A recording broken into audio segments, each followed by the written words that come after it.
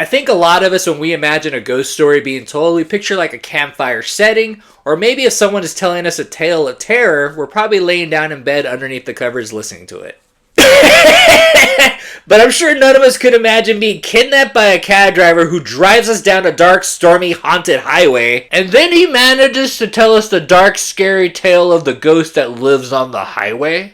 I'm Mike the Movie Misfit. It's Shudder Saturday, so let's talk about the newest movie streaming on Shudder, Black Cab.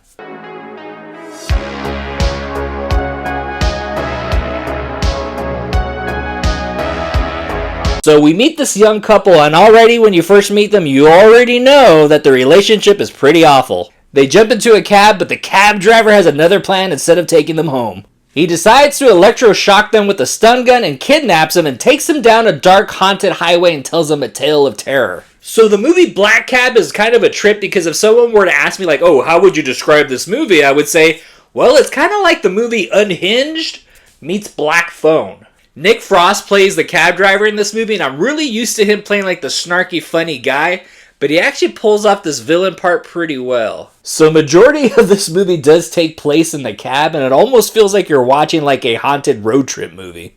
There are some times in the movie when the cab driver is telling the tale about this ghost that the actual ghost does appear inside the cab. As the movie was going along, the vibe started changing for me, and it kind of started reminding me of another old movie that I used to watch a lot in the 80s, The Lady in White.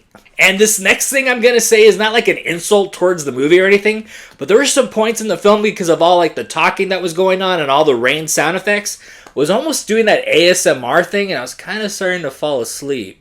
There were times during the movie where the special effects actually looked pretty good, and other times during the film when the ghost effects looked kind of bad. During the last 20 minutes of the movie, I'll be completely honest, I did not know what the hell was going on anymore. But I think a lot of that has to do with the fact that I was processing the loss of an icon. But I do give the movie Black Cab a lot of credit because I do think this is an interesting way to tell a ghost story, and Nick Frost does give a pretty good performance here.